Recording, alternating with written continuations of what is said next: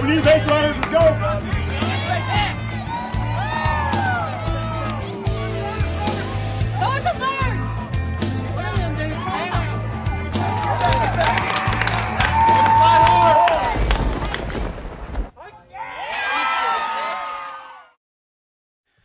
Welcome to the podcast, everyone. Back again with David and Charlie. And Charlie, I'm super excited today because this is my favorite time of the year. Oh, yeah. It's fall. It's fall. The weather feels good. We got baseball. We got football. We got Halloween around the corner. I can wear pullovers and shorts at the same time. First tournament tomorrow. And our first tournament's tomorrow. So that is, I don't know if I'm excited about that or nervous, but we'll figure that out. Also tonight, the reason I'm really excited is that one of the biggest topics that you can have in travel ball is arm care. Anything to do with that, it seems to be the hot topic. And so we're very fortunate tonight to have a guest, Dr. Bobby Pritchett. We'd like to welcome you and thank you for joining us tonight. Thank you, guys. I was very much looking forward to this. Yeah, so for those out there, kind of running down Bobby's history in baseball, he's from the Dallas area. Played for the travel organization of the Dallas Tigers baseball. I was looking that up, Bobby. Since 1993, that organization has put over 150 kids in D1 ball and over 33 MLB draft picks. Uh-huh. So you're kind of good? Is that what this is trying to tell me? You had to be. I mean, they didn't take anybody who wasn't good. I'll tell you that. Yeah, for sure. Went on from there, played at South Garland High School for 4 years, found his way to the University of Central Arkansas, 4 years there, got into independent ball, was a Baseball America top 10 prospect for a couple of years after that. Wow, that's really good. That's your baseball experience. Then you found your way into being a certified chiropractic sports physician. And for those out there that hear the word chiropractor, I know you're not just a bone cruncher because the place that you work and what you guys do, you've got a master's degree, a doctorate degree. You guys have all kinds of certificates. You guys go in for a holistic approach. And oh, by the way, you're also the team chiropractic for the University of Arkansas Razorback baseball team. So you kind of sort of know what you're doing. I run through all of that to say this. On the topic of arm care, it's so important. I believe it's important, and I'm trying to learn more every day on it. We really wanted to find the best possible person that we could to talk about this, and I think after seeing what I did, I think we've got the right guy here. So, Bobby, we're super excited. Tell me this before we get going. Who got you into baseball, and how young were you when you started playing? I started at 3. Did you just say 3? At 3. Okay. My parents, they're big baseball. They were big baseball people, and it's apparently I used to, when I got home from school, I would sit on the porch waiting for Dad to get home for hours, and we finally got home. It was like, all right, it's game time. We're playing in the yard for a bit, and it was just one of those things. Apparently, I never stopped practicing. I always wanted to play. I was always throwing a ball off the wall. I always wanted a new glove. I was big into gloves, and it was just something that I felt way more passionate about than anything else. Honestly, I played football, played basketball, played hockey, played golf, played all that, but baseball was always number one. And I put that ahead of everything else. Probably since I was 3 years old, unfortunately. Or fortunately, it was just one of those things. It was just ingrained. Yeah. Well, it shows through in not only your accolades and performances in the game, but what you're doing now, right? It's still related. You're still in the game in an aspect. What positions did you play, and what were your favorites? How did that work out? And when you got into college, what did you focus on? Yeah. I played a ton of middle infield, a lot of shortstop. I think like most kids, you kind of get that growth spurt between 16, 18, and I got mine around that time. And, pitching wise, I went from not barely touching 83 miles an hour to the next year throwing like 93 miles an hour. No idea how it happened. We had a great high school coach that trained us in arm care and how to develop velocity at our high school. And so that definitely was one thing that sticks in my mind today as far as how our arms were taken care of back in 2006. I mean, 2005, 2006, and what he did and with us.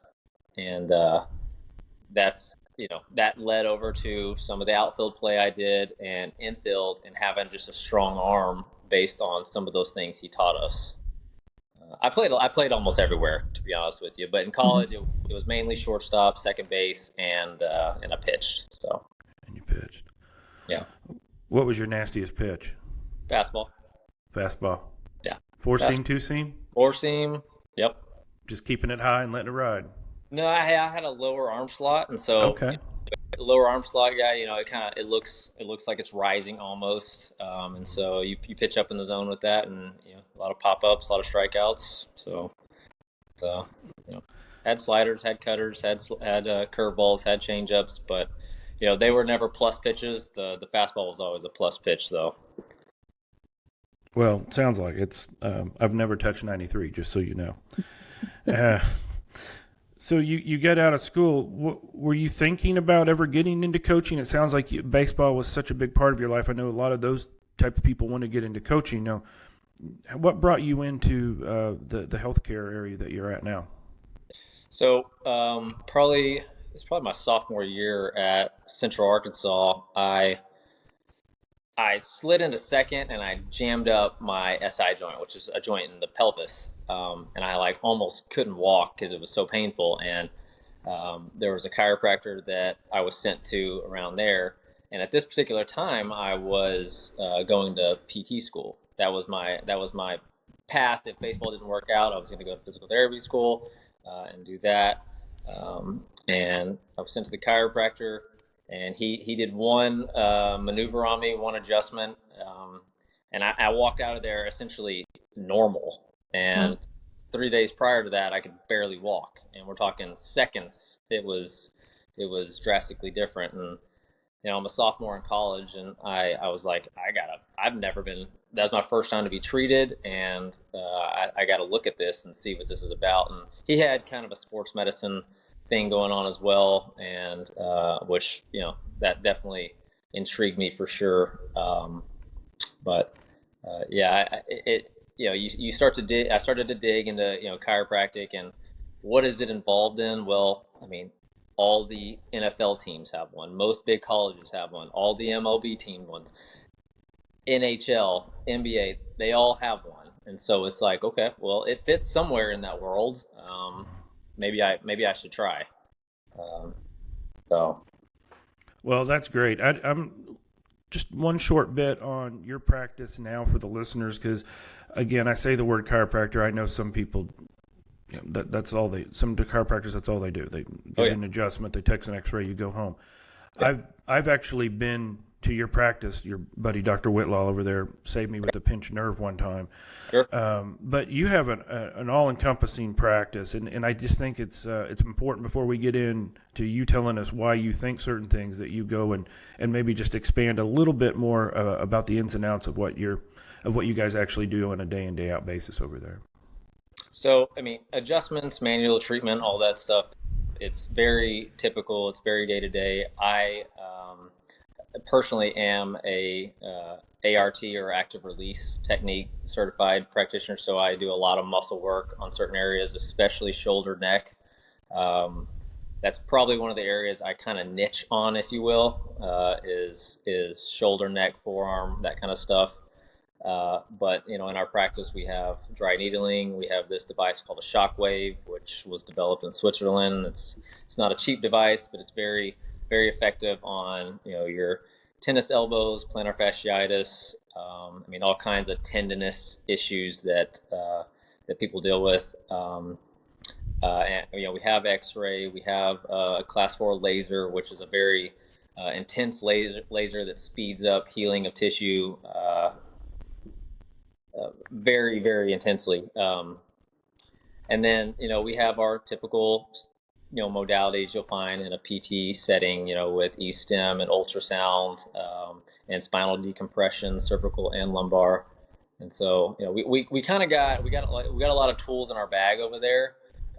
And so we just have found that, yes, adjusting people is really important. And, that's one thing we're good at for sure, but all these other things go along with it really, really well and can speed up a kid getting back on the field faster, or a car wreck and, a mom with headaches, or back pain, pregnancy. I mean, all kinds of things like that. It just speeds up the recovery for all that. That list can be very as far as what we deal with.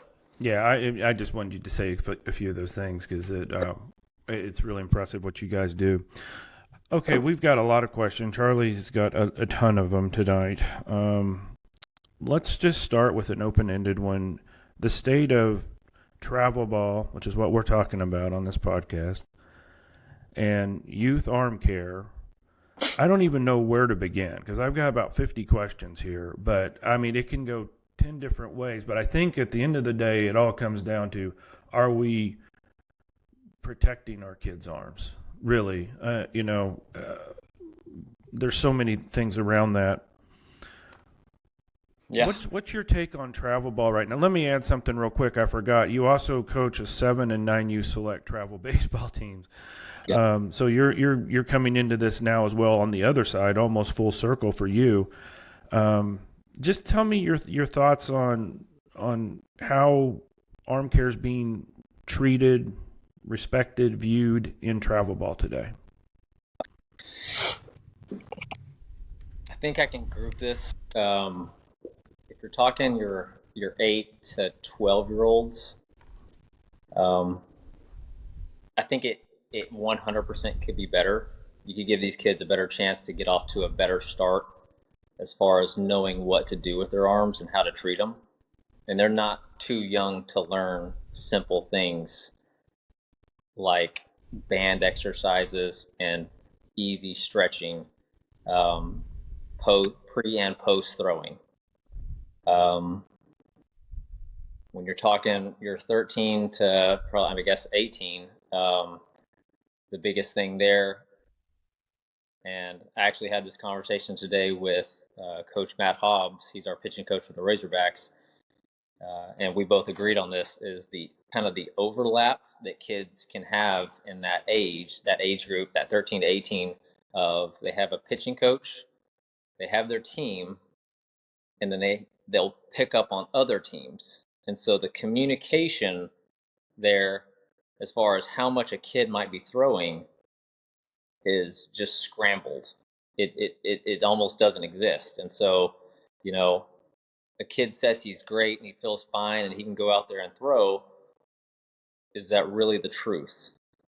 Is that really protecting him? And so I think there's a massive breakdown in that little age group right there, with the overlap of your pitching coach and multiple teams you might be throwing for. Bobby, I'm going to go ahead and say that 8 and 12, once you're starting to get up into 11 and 12 for sure, because Charlie and I were just talking before you got on tonight, how many guest players are playing this weekend in our tournament. Almost every team, I'm not going to say every one, almost every team is sprinkled full of guest players, and we've already watched the 6 o'clock game lineups. The guest players are pitching tonight, right now, in 12U baseball in Northwest Arkansas. Does their coach know that it's going on? Where's, like you said, who's the keeper of arm care for a child? Right. To me, I think it should be the parent.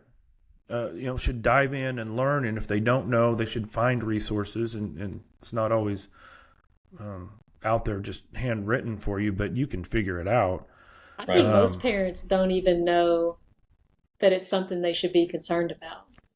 Not only do they not know how many pitches their kids should be throwing or how often their kids should be throwing or any of that, I don't even think they think about it. I don't know. I just, it's happening now at the younger level too. I promise you. and it's a concern for us just because Charlie and I care about kids. We like doing this. We like talking about it. We like being around our team. And you see, a kid pitched 124 pitches on the first weekend of fall last weekend. I'm sorry, I'm not okay with that. I'm not going to call him out, but I'm not okay with that. That's just, I mean, honestly, at all ages, for a fall tournament, whenever, your fall is an opportunity to work on things and give other kids a chance to develop and maybe catch up and, get some other opportunities, in other areas and other positions and, that kind of thing. The fall is not the time to win all the tournaments, to throw your entire there's game. A few of them out there that are this weekend. So, it is what. Let's go to let's try to go. I'll try to keep, because I could get on a soapbox and get really upset by this. Let's try to go in some of the things that we're talking about a little bit of time that maybe the listeners can get something out of. We talked about stretch. You talked about stretching just a minute ago, using the bands pre and post throwing. I think we've finally gotten to some level of that on our team, but I wish we would have known that at 9. I wish we would have known it at 10. We really started doing the post stretching at 11. We incorporated the bands at 11, and we use that for the whole team, not just the pitchers. But talk to me a little bit more specifically, and then as to why, of course, it's important to just the stretching aspect of pitching. Yeah. I'll add on stretching and strengthening. I think, Okay.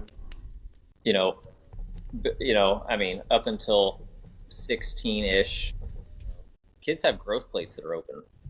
They're wide open and they're growing. Bones are getting longer. Bones grow faster than muscles lengthen.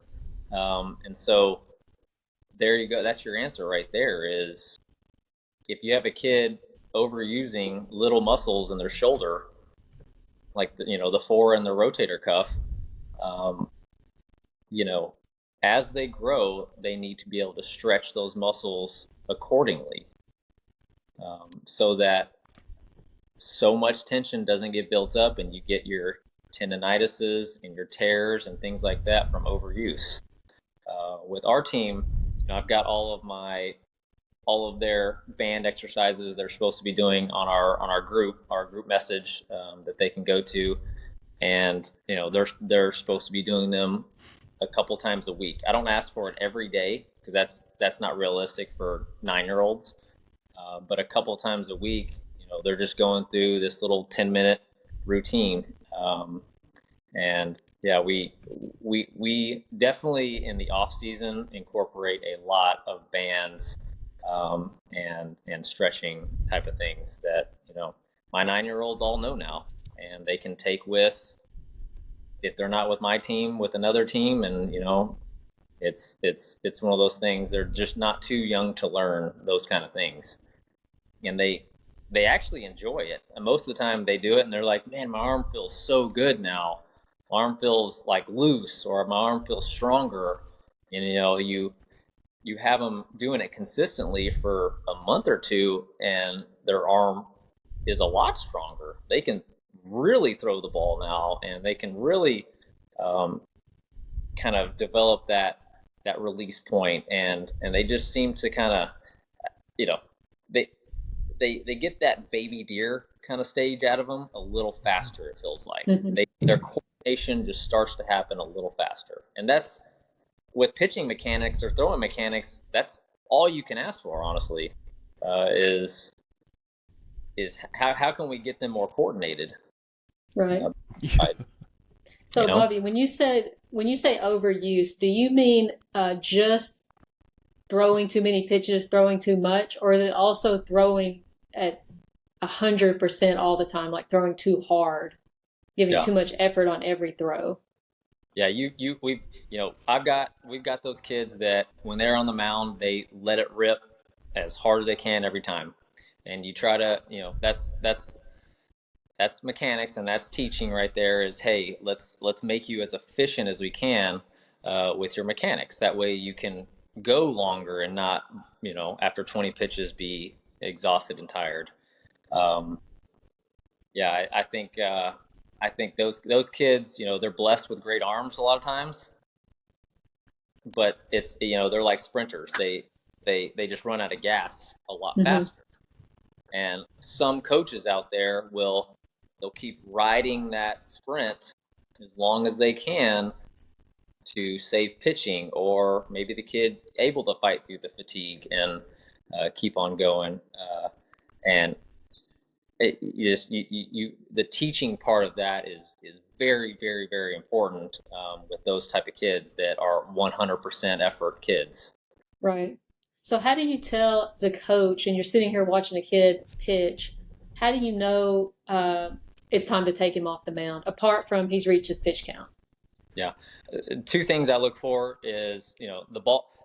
So with little kids, their hands don't grip around the ball like us adults. And Hmm. so they have to squeeze the ball with their hand much more open, which is going to wear down their grip strength so much faster than us.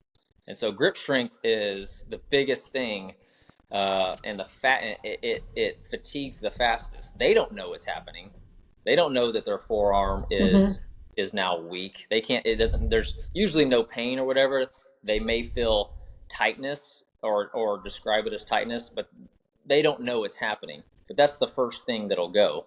And And so you know, what does that look like yeah, when the pitch is and the ball will start to sail because they can't grip the ball as hard, okay? or start to, I call it head ripping, and so they'll start to really pull their head to Hmm. harder. You guys all know what that looks like. Oh yeah. Or they will start to fall off to their post leg side.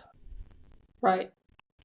So once I see that, I'm like, okay, that's it. That's all we need. We've done our job. Right. So you get a couple of bats in a row where the ball's sailing, sailing, sailing. Maybe they get a strike in there. It's off of the pattern they've been, and that's whenever I'm done. We're pulling the plug. Um, Do you so think kids should train grip strength? oh yes. How do you recommend they do that? I'm so The old squeezy thing? squeezy thing's fine. I'm kind of old school when it comes to this. I like to have kids because they can go full grip to open grip. You can stick your hand in the rice bucket. Hmm. I love rice bucket.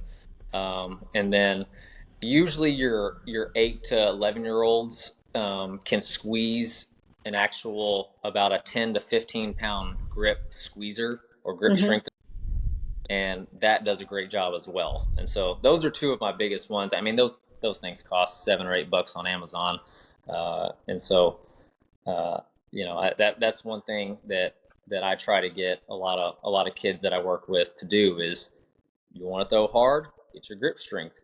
You want to not get Right. injured, get your grip strength right. And so yeah, grip strength is very important, and it will, for all ages, it will protect your elbow and shoulder. Great. Um, so yeah. One of the questions that Charlie was talking to me about, I'll go ahead and jump in, Charlie, on this. How should a player feel the next day after pitching if they've had a fairly decent load? And I think what she was getting at and what we've talked about is how can a parent give an honest assessment back to the coach about how the kid's arm's doing? Because often the kids say, oh, I'm fine, it's a little tired, but they don't want to tell us because they want to be tough. If you have a good pitching outing, what should be the state of the arm the next day that they could articulate to their parents? Yeah, you have your good soreness and you have your bad soreness. And I feel like there's a lot of gray there, and I can clean that up within the next 1 minute. Okay, go for it. Back soreness, forearm. Squeeze on the forearm and the soreness, that's bad. Bicep soreness, that's bad.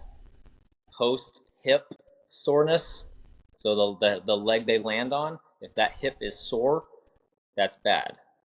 So those three areas right there, if that's a pattern of constant soreness after a 40 to 70 pitch inning, that's not a good sign. That's a mechanical thing, and most likely it doesn't have. It's not leading to good things. It's not one of those things you should hope changes or hope goes away. It's one of those things you need to look to change pretty quickly. And then you have your good soreness, the ones that the pattern where it's like it hurts here, it's sore here, blah blah. Great, and that is the tricep, which is the back of the arm, right? That's what extends the elbow. Your rhomboid, which is between your spine and your scapula. That's great. That means the player or the pitcher is actually using their scapula to load. Those are the two big ones right there. That if they're sore in that region, great. You're definitely your patterns and your mechanics are fine as far as your arm path. Mm-hmm.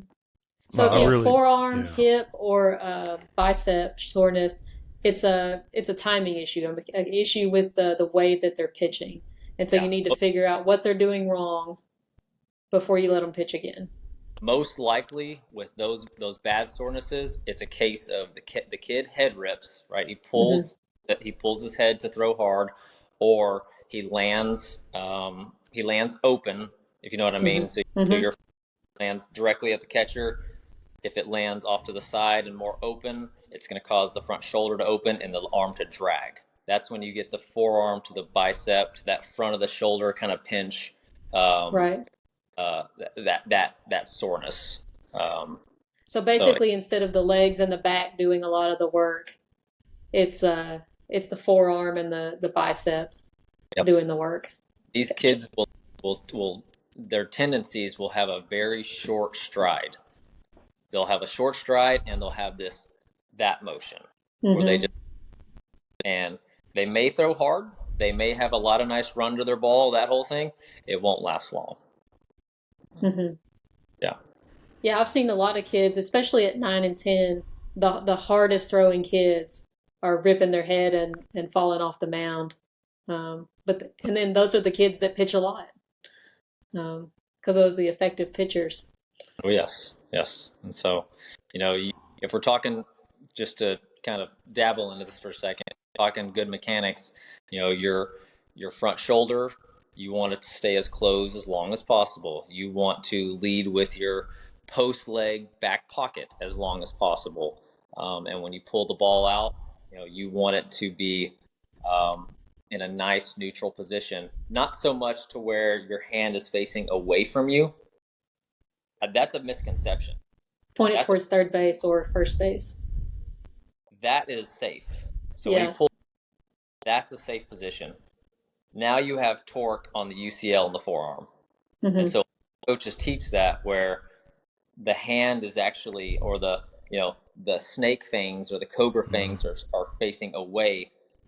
That's a very vulnerable position for the forearm. That's a safe.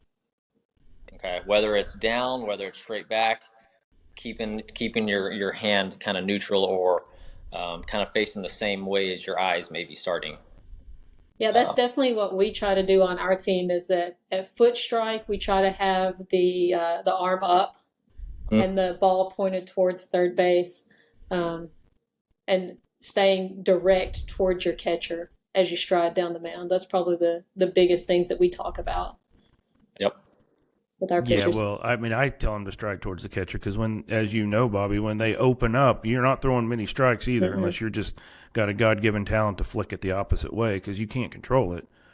Right. And then sorry, I'm already worried about tomorrow. No, don't worry, David. We got like 8 pitchers this year. I'm very confident. I feel very confident. So, leading up to a week, say a tournament weekend, you know how travel ball is. You can play Friday, Saturday, or Saturday and Sunday, 2 of the 3 days. What should it look like for, and we'll go two different age groups here, Bobby, and I appreciate you segregating these things out, because 8 to 12 is one thing, 13 and up is another. I get that. We can answer it for both of them for the listeners today. what would proper pitching in during the week leading up to? Is there a light bullpen? If so, how many pitches? Do you not want any at all? How many stretches? Just give me your take on the first. We'll go 8 to 12 the week of the tournament, and you know that kid's a dude and he's going to pitch, and then we can go 13 and above after that. Yeah, I kind of look at it as almost a 72-hour rule. So if a kid's going to pitch on Friday night, he's going to throw his moderate bullpen. And it's never heavy. It's just a moderate bullpen on that Tuesday or Wednesday. Okay. Wednesdays are okay. Yeah. We practice on Wednesdays the week of, and we struggle with it because we don't want to overthrow them, but we know they could use let's make sure they're sharp. Let's make sure they all got pitching coaches. We go to those and listen, so we want to make sure that we're just tuning up a little bit. I'm going to say what we do, and hopefully it's not bad. I think this last week we did 15 pitches. Perfect. Is that 20 is perfect, and we're talking 75%. We're not breaking a sweat during this, and you're working on your pitches, you're working on location, you're working on your mechanics, just smooth and easy. How can I create easy velocity, efficient, easy velocity in those things? We definitely tell them not to blow it out, Bobby. But I think using that terminology, I'm glad you're on here for so many reasons. Sure. I just picked that up. I think 75% is what you're saying. I think that's a number that maybe we should just start making sure that they're doing. And we tell them not to max out, but I'm not sure I'm giving them a more detailed, sure, instruction like that. That sounds better than just saying don't throw as hard as you can. I'm trying. You can throw a pitch and it still stay flat and look flat, as if there's spark to it. You're not lobbing it. At 75%, you can still have a little velocity in there, but there's almost no strain or stress, and that's what you're looking for. And they're still kind of keeping their same mechanics, really using their legs to create this velocity. That's 75%.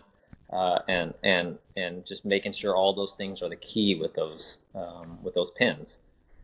With my 9-year-old, we've been, I guess it's been, we started at 8U last year. We went all through 8U, and then the last month or so, we jumped into kid pitch and did some kid pitch tournaments.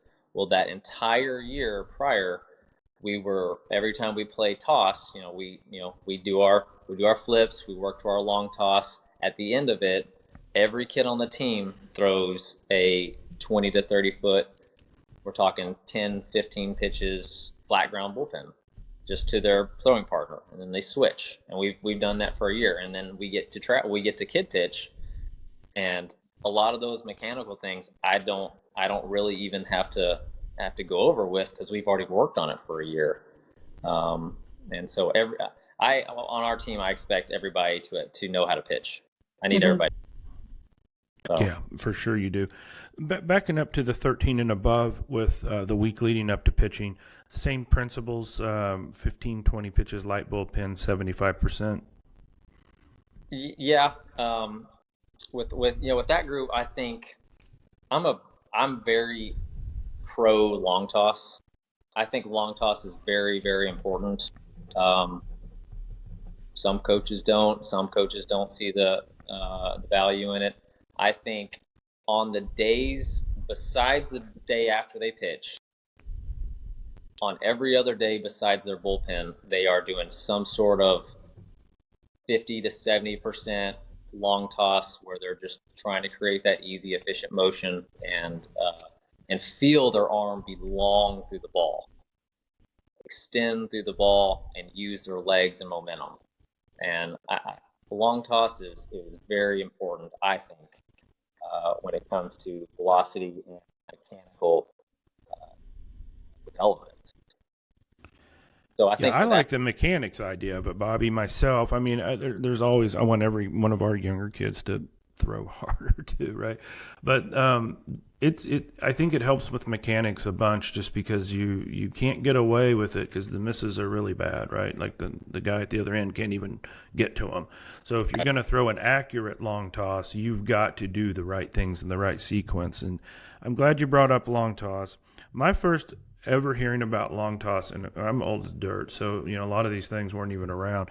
But when I was at a youth baseball camp at Missouri Southern in Joplin, Missouri, the college there, and then the coach said, "Who do you think the strongest arm player on the team is?" And so everybody's looking around at these big guys, that were helping with the camp, and he goes, "It's that guy. He's my second baseman, and my second baseman has the strongest arm. Do you want to know why he has the strongest arm? He played long toss since he was a kid." And I never forgot that, ever. And so as my son's been playing, and he's a little guy, so we play a lot of long toss out in the yard. I mean, not in the yard, out in the street, or we have to go down to the neighborhood park or wherever to stretch it out now that he's bigger. I don't mean to babble. I want to talk more about this. I want to know how often it's okay. Sometimes I feel like I've done it too much. I just want your take on how much you should be doing it, because I like it a lot.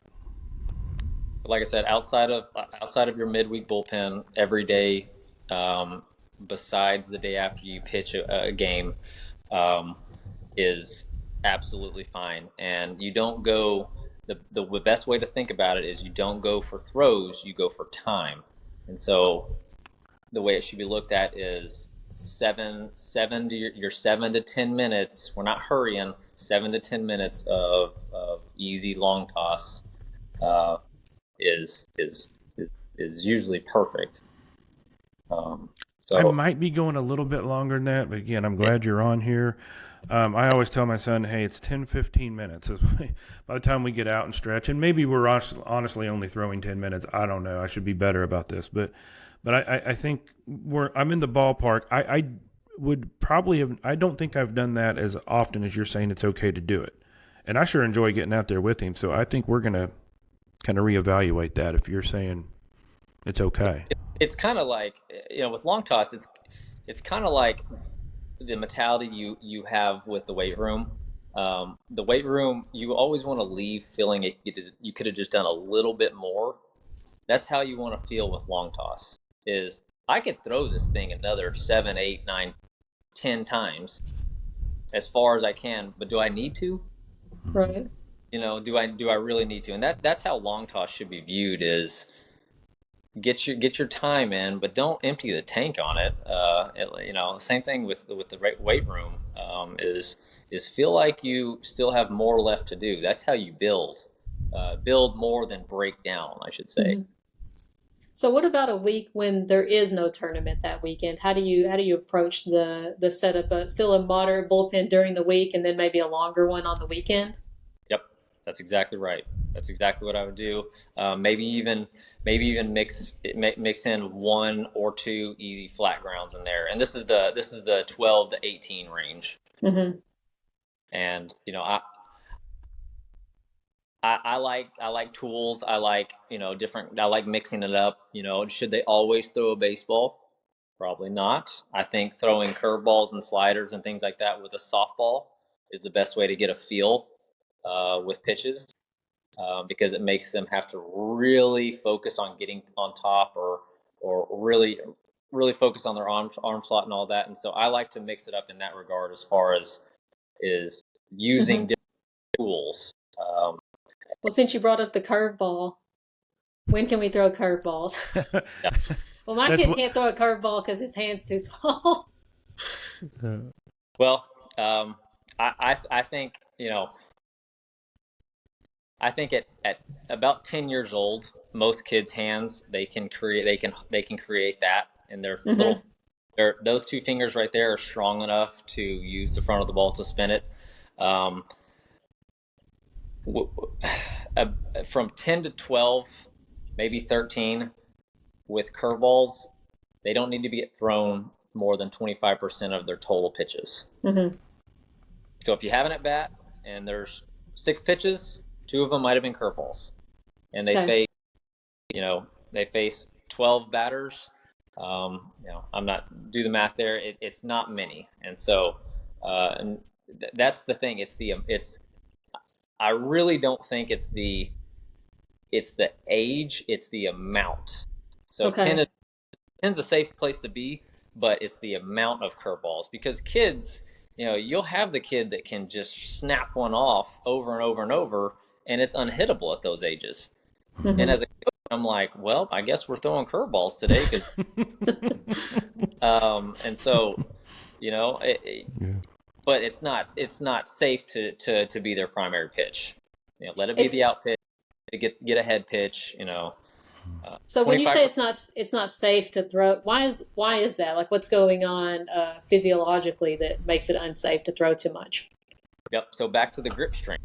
So Oh, that's curveball that's the one that's going to require the most grip strength as far as holding your hand properly in that position for long enough. And so those two fingers there, those are the ones that will wear down and fatigue. And so then, as that happens, they will start to spin or twist their wrist, and that's when you get the torque on their elbow.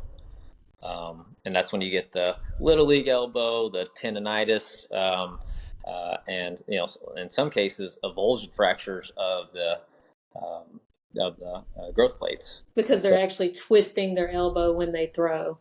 yep. Yeah. Yeah, I Cool. would So, like to think that most kids that have jumped into travel ball and have pitching ability and are going to see a pitching coach that knows how to teach a curveball.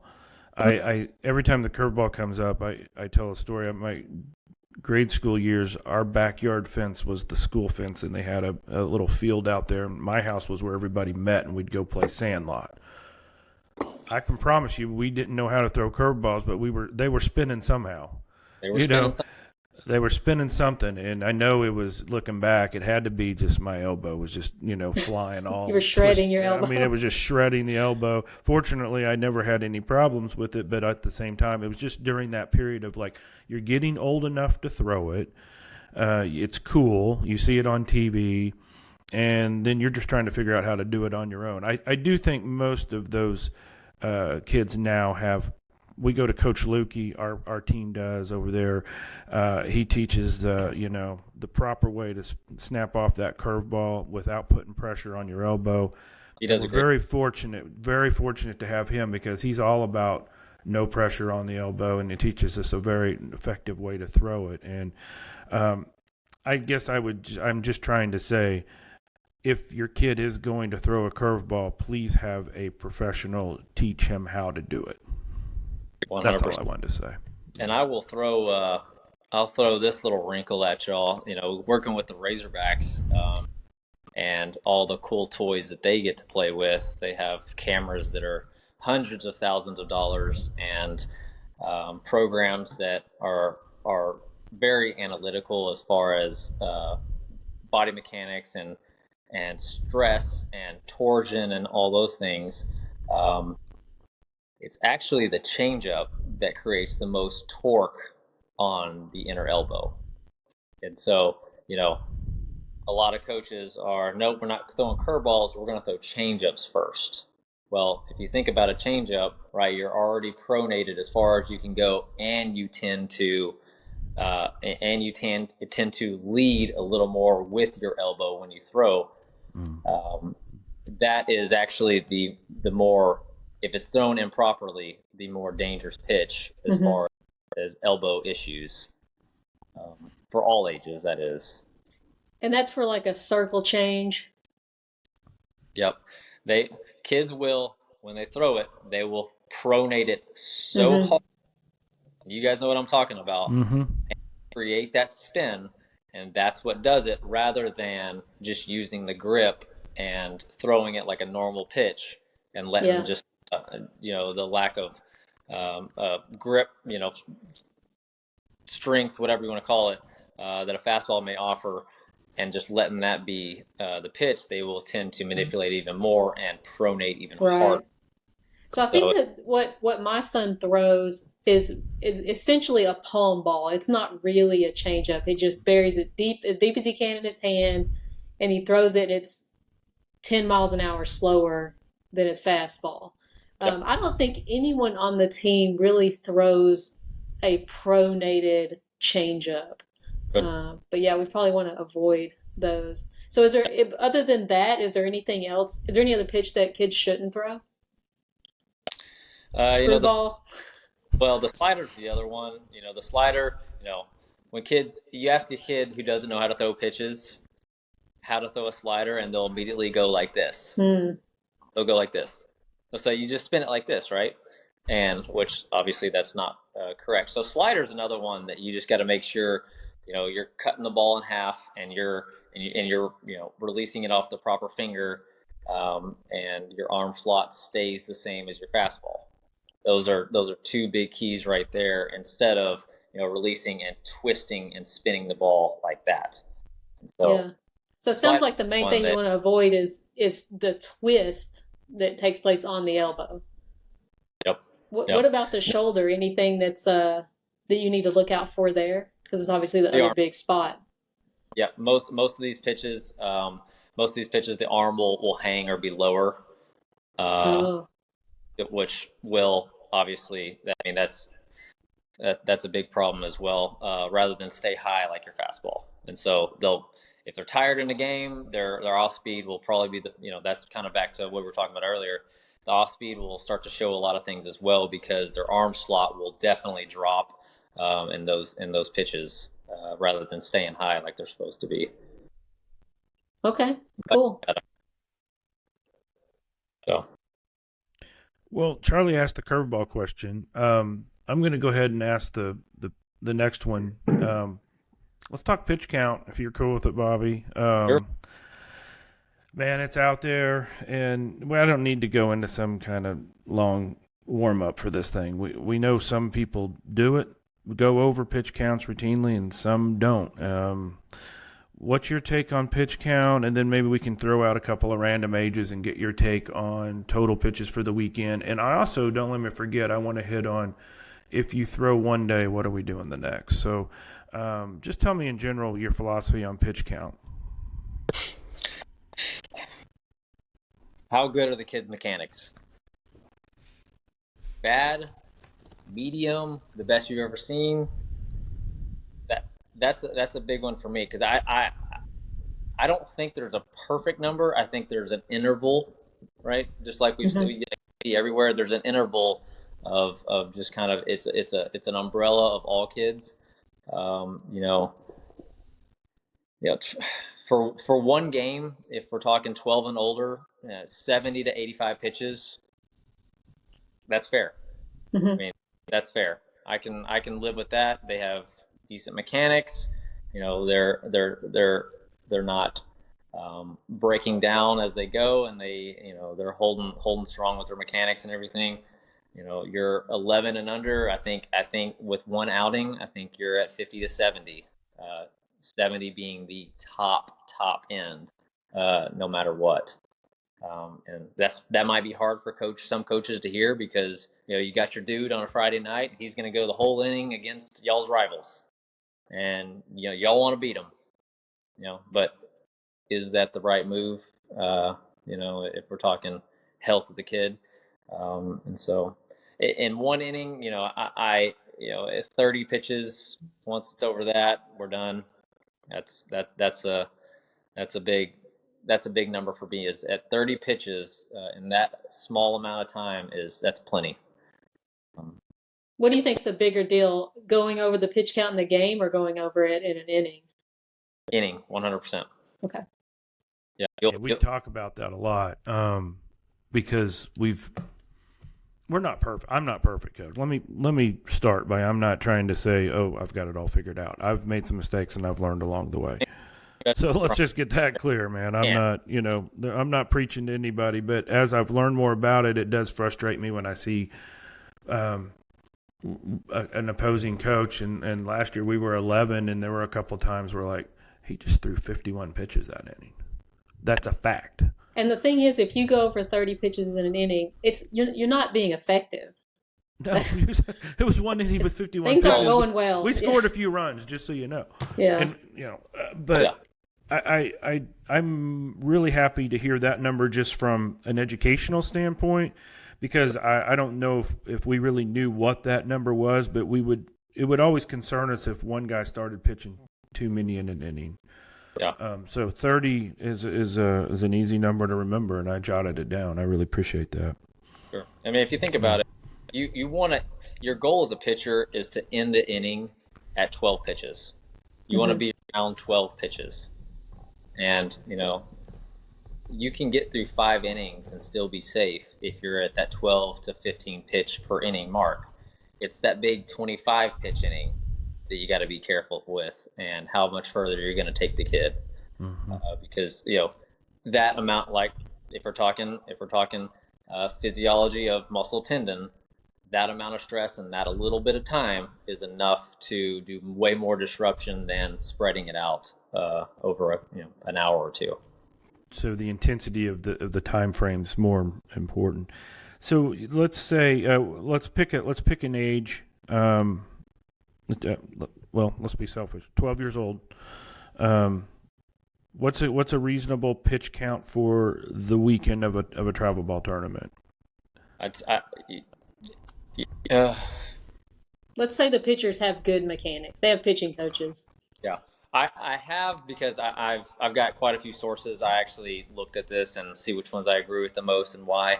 You're 100 and to 130 pitches for the course of a tournament is about that's probably the top end, that 30 mark. And so a kid could technically pitch 2 innings or 2 games at 130 pitches if he's being efficient and he has decent mechanics.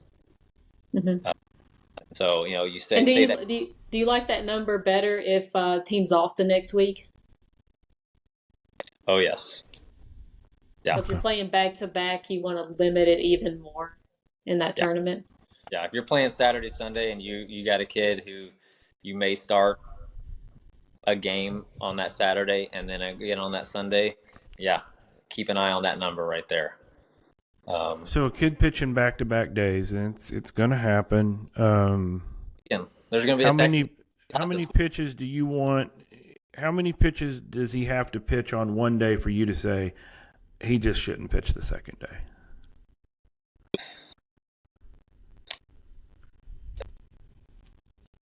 I'm not sure that there's a number. Back to that 70 to 85 number, but the question is for me, because I was a two-way guy, is can that kid go out and be valuable in a position? Could he go out the next day and be less sore or not as sore to go play shortstop and make those long throws? It's kid to kid. Every kid's going to get a little more sore than others based on mechanics and physiology, and they're just genetic makeup. And so that one, that's what a good coaching staff or a good coach can feel is did I throw him too much yesterday? Is he even able to go out and give us anything in the field, or is he just too sore? Right. To add to that, if a kid throws 70 to 80 pitches and the coach goes and throws him at shortstop right after that, what are we doing? Why do that to that kid? He's now going to have to make 100% pretty much throws every time he throws it if he has to make any plays. So that's another topic me and Coach Hobbs talked about today is you get a kid who throws a great game, he gets into the 4th or 5th inning, he's in that range, and coach takes him out and he goes straight to shortstop. You want to put him in the outfield, or do you want to put him on the bench? Because the reality of the travel ball is that teams have 10 or 11 players. Yep. And your shortstop is probably your best pitcher, or one of them. Yep. Well, I don't think there's any teams out there that the shortstop's not the pitcher, the main guy. How much are we trying to protect kids? Right. You probably just don't take him out of the lineup, make sure he can hit, and hopefully you have good backups. Right. Right. And I think if he's throwing 70 pitches, we're probably getting close to the end of the game. I mean, so setting him an inning, just set him instead of putting him back out there that Yeah. wear and tear.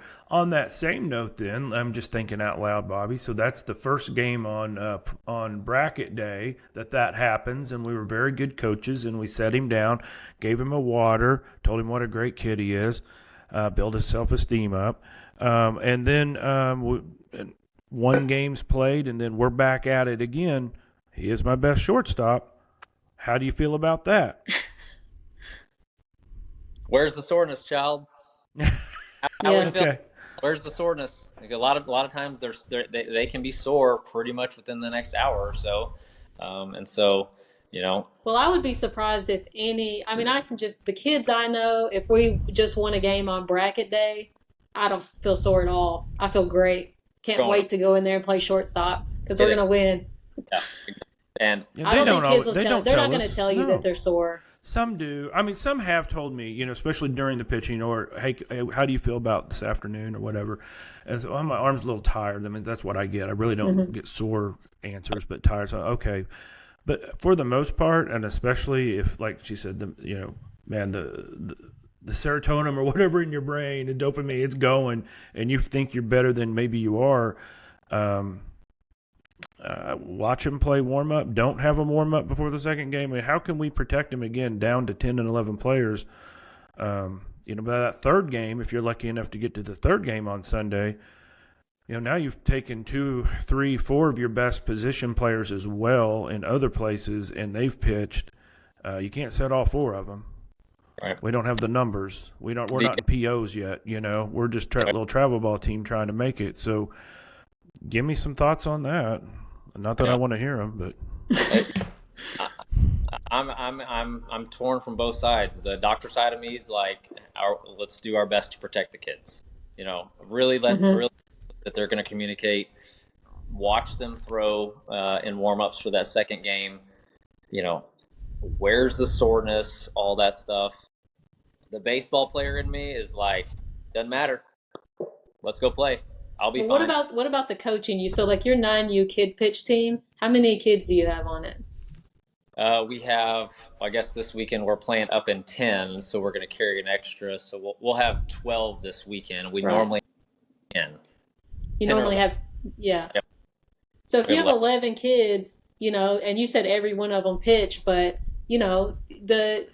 on bracket day, every kid that pitches, a lot of those kids also are your backup shortstop and your third shortstop, Catcher. and you're running out of shortstops and catchers and third baseman because those are your kids with the arms. Right. Apart from carrying a huge roster, which then you put kids in a bad position because they have to sit the bench and not play, or you're batting 13 or 14 kids and they don't get that many ABs. I don't really see a good way to rest kids. Yeah. I got this mentality from the Dallas Tigers is everybody pitches. Everybody learns to pitch. Everybody's available always. And so you don't join the team and you're not able to contribute pitching wise. Even if it's a staff game and we're going one inning at a time. Up the clock by changing pitchers. Okay. Yeah. We're definitely on board with that. Every kid pitches for us. Yeah. So, there's not a perfect answer to that. Right. I wish there was, but from every team to every coach, it's you just have to be as good as possible at trying to get all your kids on board with helping out pitching wise. Every kid should be able to contribute pitching wise. Go in and throw some strikes, even if you get shelled, even if you just get whatever. We need strikes. And can you go and do that for us? If you can't, and all you can do is play first base, or all you can do is catch, well, you're not contributing the way we need you to as a team at this level. Right. Until we get people. Yeah, no, Charlie was dead on there. That's we would like all 10 to be better, and I say that respectfully. But you got it's a pecking order for sure. Yeah. But my son is probably the 10th pitcher. And we put him out there a couple times last year to finish out a game that wasn't going too well for us. But at least we did that to say we're trying to save arms. I think you gave the answer without really just being able to like absolutely define it. And to me, what I heard, tell me if I heard right, we got to communicate. We got to be smart about what we do immediately after their pitch. We can't let them pitch too much in a short period of time. And we need to have teams where everyone pitches. Yeah. And that is something that Charlie and the other coaches and I have talked about is we see these teams and they do really well. I mean, state championship well. And they got 5-6 dudes, and that's it. That's the only pitchers you see. Yep. And you know what? You know where I could go with that, and I'm not going to. I think that's the answer for teams. Have everyone contribute to pitch. Yep. And communicate. Try to get educated like we are tonight about where soreness should be. Bobby, is there a place, if you're just listening to this, is there a place to get information? Kind of like, I mean, we can put some stuff out there, but this was so important to me when you just started talking about where the soreness was, where's the good soreness, bad soreness. Where's the best place for parents to go and learn this thing so that they can take control over their kids' experience instead of, like you said, sometimes they go to 2 to 3 teams, the guest playing and things like that. The parent needs to be the one. Is there a place to go for that, or is it just dig in and learn? No. The company I'm about to say they have come a long way with their development and with their approach on youth arms. But Driveline, we've all heard of it. I know exactly what you're going to say. They've gotten so much better, and they actually even offer a manual now. It's a big one. It's a book. It's a manual, and I've read it. And it's got everything you need to know about arm care in there. It's got a parent section. It's got a recovery section. It's got everything you need to know. It's not cheap. It's in the $100 to $200 range for sure. But it's a great book or manual. That's one of the main things I go to is that Driveline source there. Well, I appreciate that, and every bit of information we can give out there, the better. One of the questions that I wanted to ask you was, sometimes, you know, growing up, or as you get older, I guess, too, you see someone throw, like you did, 93 miles an hour, 94, and they say, well, that's just God-given talent. You know, is throwing a baseball hard, is it genetics, or is it a lifelong dedicating yourself to that? How much of it can be gained versus just born with, I guess, is what I'm getting at. Yeah.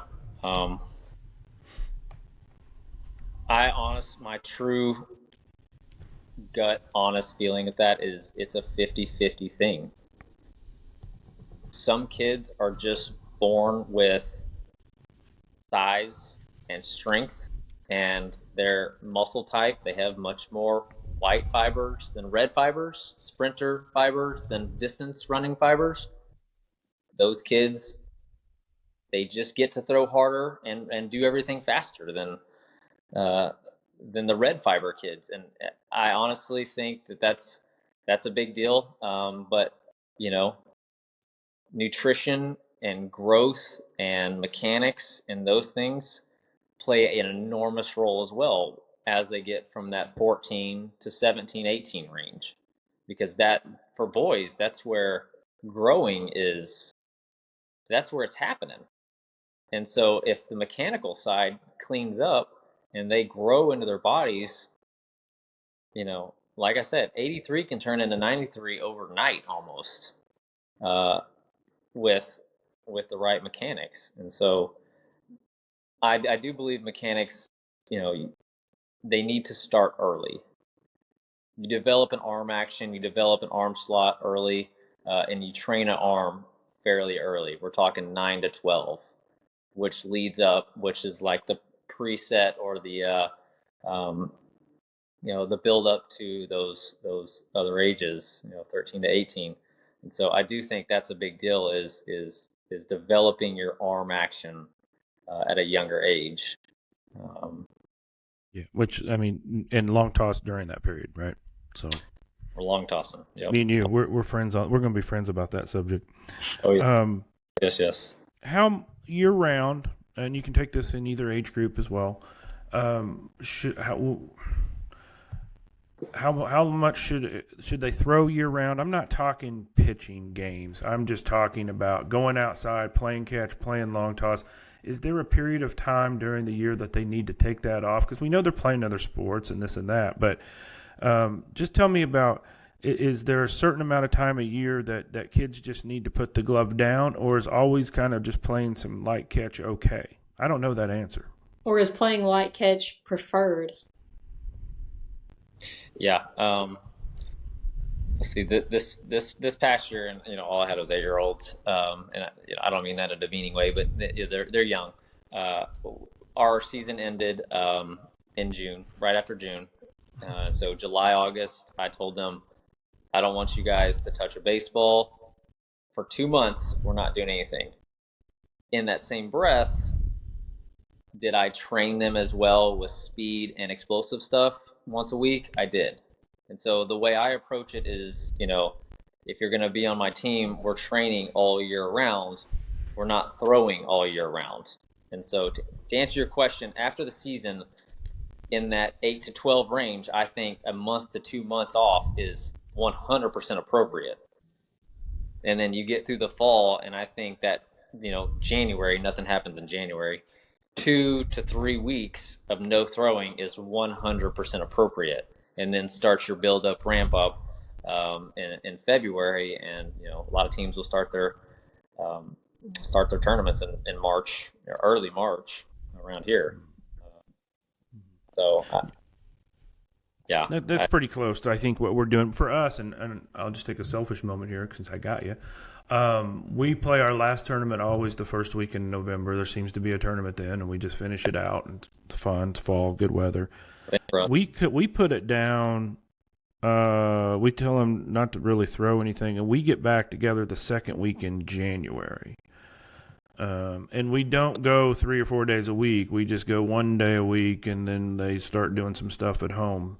Is that okay? I mean, Love are we that. okay? Okay. I 100% love that. I mean, Okay. yeah, I think you're perfect there. I do think we're lucky in that there's just kind of a natural two couple of periods in the year when there's really no baseball going on in July and August, and then in November and December and January.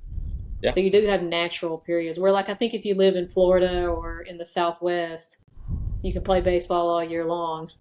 Yeah, you can. Kind of back to what I was saying. I truly think, and this is a whole different topic, but the American baseball player is and I've said this to many dads, many coaches, we're in a war right now against the Caribbean and the Dominican world, is because they're able to do that. They can train, and that's what they do all year round. And if you look at the statistics as far as how many are American, how many are from Latin America, it speaks for itself. The American baseball player is in a war against that. So, the reason I train my kids all year round is I don't want to make good baseball players. I want to build baseball players. And that's I great. think there's definitely an appropriate way to do that. And it doesn't involve throwing all year round, but it does involve certain, exercises and activities involving explosiveness and We've got a few minutes. Give us an example on that, and maybe you can crank that up on what you might do when you get to be 10 or 12 or 14. Yeah, just tell us what you do. Yeah, so like I said, after June we were done with baseball, but that didn't mean the training stopped. Once a week from July through August through the heat, they hated me, but we did it. But we worked on speed and explosiveness. One time a week for an hour and a half.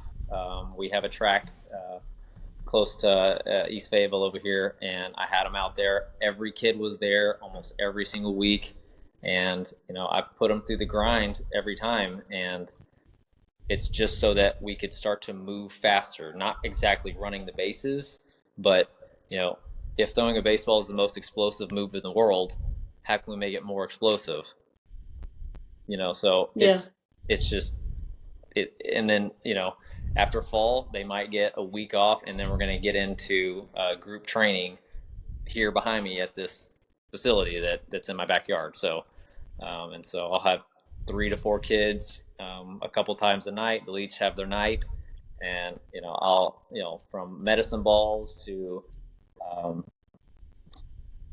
light weights, but there's weights involved. Yeah.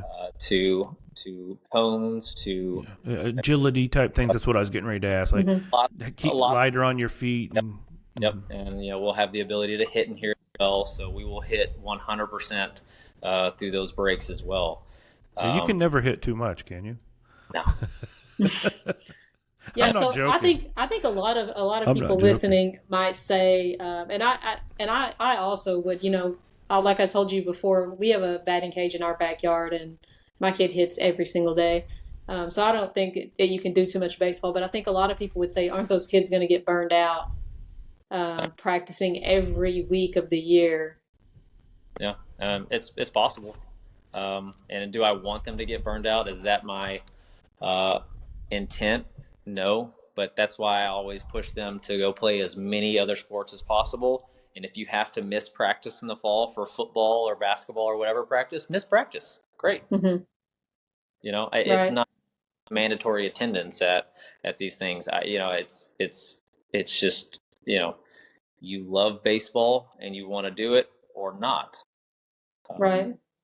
And yeah, so, I believe in that. And I believe too, Bobby, like they're probably really buying into being around you, because it sounds to me like the way you're doing it, I'm just guessing, they're probably gaining self-confidence that's carrying over in other parts of their life. And then that's going to be associated with you and with baseball. And the next thing you know, they want to come. yeah. That's what I've seen on our kids. Maybe we haven't been as intense. Well, I know we haven't as you guys are doing it. But as we've gotten more serious as we went, I think that's exactly what's happened with our kids. Is they love coming to practice. They want to do more. They've never said let's stop. Yeah. The most mad at me is whenever I end practice after 2 hours. Oh yeah, same. Which is great. I'm and we make practice pretty fun. It's not like I'm not belittling kids. We're not yelling at them constantly. We yell for them to do things properly. We don't yell at them to criticize or bring them down. We yell to teach. I'm a pretty loud coach. I'll just be honest with you. Yeah, David too. Hey, how you doing? I told you we were going to be friends. If I'm yelling at them, I'm not yelling at them to put them down. I'm yelling at them to motivate them or to help them with whatever they're doing. So, yeah, I think having fun's still a big part of this at 12 and under, and it should be all the way through, I guess. But one of the things we've really gotten into this year is in one of the bags I bring to practice, I've got a football in it, and I've got one of those things that have 3 different colors. It's like a triangle, and you got to throw it and catch the color. And we bring a softball. And actually, you mentioned softball earlier. We've been using softball this year with our catchers, and I'm liking what I'm seeing on that. So anyway, I'm with you on that. And we bring the little skills skinny bat with the little mini golf wiffle ball type things, and we let them just go after practice as long as their parents will let them stay. And now it's getting dark. We had to kick them out Wednesday because we couldn't even see anything that was going on. But to me, that's just like you're saying. And to Charlie's point, they're not going to get tired of something they love coming to do. Yeah. And these kids now that we got are loving, and we're making it fun for them at the end of it. We work them hard, but at the end of it, it's just good to hear. I think it's really neat what you're doing. I might want to come by and check it out and pick your brain sometime. So might hold you to that. Charlie, what else we got? Anything else tonight we want to talk about? I think we covered basically everything. We could sit here and talk about it for several hours. Bobby, I told you this go quick. We're at an hour and 13 minutes. It doesn't seem like it, does it? I'm telling you, I didn't even go through all my notes. So yeah, it's. Well, if there's anything you want to bring up, let's hit it. We've got time. No one's telling us when this has to be over. If there's something that you want to get out there, and we do have, anybody listening, I really appreciate this because I know this is a newer podcast, but honestly, we've got people in California to New York, from Ohio down to Florida, and we really just want to continue to bring super special guests like we have been doing the last couple of weeks, so everybody can learn. So, Bobby, if there's something else you want to talk about, let's go. This could lead us even longer, but about the recovery process, that the first question I got on this list you gave me. What are the 3 or 4 more important things that youth baseball coaches can do to protect their arms of youth baseball pitchers? Don't let them pitch till the mechanics are correct and repeatable. That's one. I think we all agree there. Okay. Be able to identify fatigue. Very important. That's, as a coach, that's very important. And probably the biggest one of all, and I'll lead into one more thing after this, is inspire and teach parents to commit to the recovery process. And what I'll add to that is, we have all seen this exact scenario.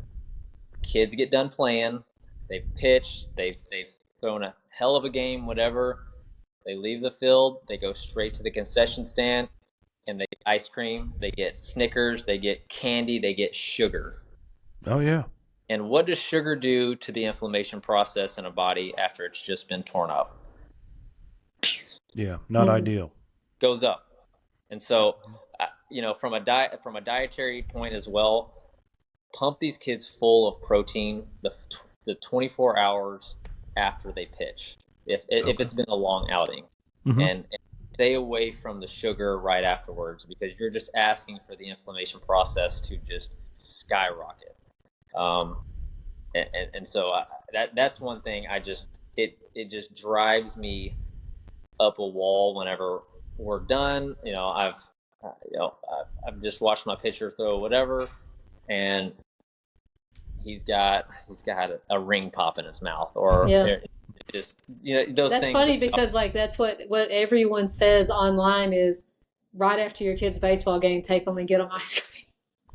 That's the one thing you should do, is take them out for an ice cream.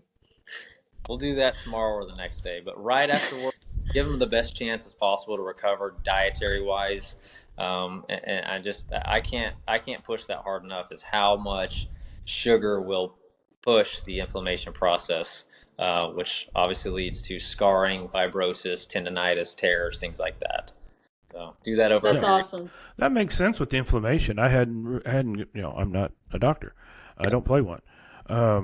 But man, we do that all the time, don't we, Charlie? I think guilty. What people do is just give their kids money and let them go to the concession stand, and they're going to take the sour Skittles and the sour strips and get them an ice cream.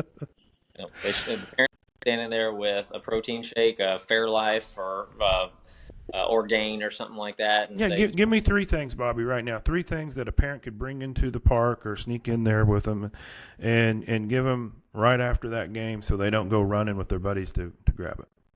So I'm a big fan of Fairlife. I think they have a great product. They're Core Elite. They have strawberry, vanilla, chocolate, but they're about 42 grams of protein. And so that's a wow. Big, that's a big dose for, a body that, if we're talking physiology, you work out, your gut is now looking for more nutrients to supply for your body within that first about 2 to 3 hours. And so if we're talking replenishment and building and that kind of stuff, if you can feed it within that time range, you'll have the most absorption, especially in your stomach, or in your intestines. And so that I really like the protein Cliff bars. I think they're really good. Okay. The peanut butter. Those will be accepted by the boys. Yeah. Yeah. And beef jerky. That's another one. Oh well, our team's going to be okay then, because they chocolate protein shakes and beef jerky. That's yeah. All do it all day. If you Razorbacks facility, it's all over the walls. I mean, that's what they get. And so, and I think if we tell them that, because they all want to be, they want to be like the Hogs, and they want to be like big leaguers. So I think that's a big motivating factor for them too. Pickle juice. If I go and tell them this is what the Razorbacks do, Dr. Bobby said this, and that's what the Razorbacks do. Yep. It triggers, man, and they're like, oh yeah, okay, well I want to be like that. I mean, those guys, and I know they get it, but don't ever let your players up there forget that how influential they are. I mean, my son's number, and he's not the only one on our team, are correlations to former Razorbacks. Mm-hmm. Oh yeah, for sure. Yeah. My 9-year-old wants to be Hudson White so bad. It's not even Hudson's not with the team this year. He's in pro ball, but he absolutely loves Hudson White, and so there's Jalen Battles a few years ago. It's every. Oh yeah, my kid loved Jalen Battles. Yeah. Yeah, Carson Shaddy was actually his first when he was a little younger. He was such a Carson Shaddy guy, you know. Yeah, we could go all night on this. My son's left-handed, so he's Brady Slavens. He loved Brady Slavens. He's number 17. My son's number 17. But he loves Kendall Diggs, watching Kendall Diggs swing. Kendall Diggs. And, his batting coach teaches some very similar things about, kind of leaving it just a little bit off of the shoulder and a very, keeping it longer kind of through the plate. And so he really likes watching him. It's just funny because I was the same way as a kid. You find your idol team and you look up to them. And so we tell them, Charlie, that this is what they eat. It'll give us a little bit of cred. I tell Dylan all the time when we watch, especially, you look at a guy like Peyton Holt, just how he looks physically. And I say, that's how you have to look if you want to play Division I baseball. And Peyton Holt definitely drinks a lot of protein shakes, I bet. He also played a lot of football. So he is a tough kid, I will say. Yeah, you can tell. Yeah. He's a great guy. We're so lucky to have have that team here that we can, point out to the kids and say, oh yeah, this is what it takes. Yeah. Let me ask you one quick question. We'll try not to go all night. Baseball players, especially pitchers, usually have big legs, do leg work. How young should the kids start doing leg work, and what kind of leg work? Because it is important. Yeah. I think kids can learn to do certain lifting motions at 8. Just sit in squats with no weights when they're younger. Is that okay? I don't. Or you can add weights while they're holding them at this position here. Okay. You have your goblet squats. You have hex bars. The bar that you stand in the middle of the hex bar. That's a very safe, common one. But lots of explosive things are going to harden their tendons and make their tendons very reactive. Distance running doesn't do that. Jumping and sprinting does. So that's kind of that's kind of your thought process with your younger kids is how can we make them more explosive, and that comes along with certain lifts. And I don't think you can't put a lot of weight on a kid, but I don't think there's really a too early age to start teaching kids certain movements and start developing leg strength. And I always tell just in my clinic, all runners, when you run, you're never on two legs at one time, so you should train as single-legged as possible. So the way makes sense. Could be correlating with the sport you play. So when you throw a pitch or deliver a pitch, you're really never on 2 feet at the same time in the throwing motion.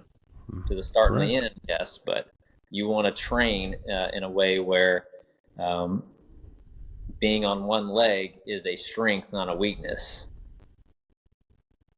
So. Well, yeah, makes sense. Bobby, I appreciate you coming. I'm going to have to go back and listen to this a couple of times, and I'm sincere. I mean, I've learned so much tonight, and I think that at the 8 to 12 sector, you get a lot of David and Charlie's. We're parents that didn't play college baseball. I've got a sports background in high school a little bit, but I didn't focus on baseball. I mean, I'm learning as I go. I think a lot of coaches in this area of youth baseball learn as they go. So we're just trying to use this podcast to get as much information out as we can. And for you to come on and drop some of those nuggets you did, I know I'm going to have to go back and make some notes and type those up and get them out to our parents. There's some things our parents need to be aware of now too. And so I just thank you so much for coming tonight. I really appreciate it. You're Anything welcome. else you want to add? It was this was great. I mean, we could have went for hours. Yeah. So I have Yeah. some more questions, but I put tell it you off what. for now. we play tomorrow, so I don't have anything to do tonight. But yeah, it's Let's maybe you could come back on another time. Sure. We could talk some more. Yeah, I don't think that's a bad idea. I think this is what Charlie and I can do, so we can kind of noodle some ideas of how we can get some of this information out on our social media platforms so people can have a gathering place of that and tribute it to you. So thankful. But there's a lot of information here. So maybe we do that and we get back at maybe sometime. We'll do it for sure. So. Absolutely. Well, good luck this weekend. I hope you don't play early tomorrow. You don't have the 8 a.m. game, do you? We play during the Aggie Razorback game tomorrow. Yeah, us too. Yeah, us too. Out at Kessler. Well, yeah. Well, you know We'll what? come over and see you. We're There at you the go. same complex, so we'll come find you. We're playing tomorrow too, two over there. So There you go. anyway, enough on all that. I'm sure most people in California have logged off by now, thinking we're a little crazy, hucking all this Razorback stuff. But I love it. So thank you again, and we'll get some of the stuff back out there. And everyone out there listening, still, we'll see you at the ballpark. Thanks, guys. Thank you, Bobby.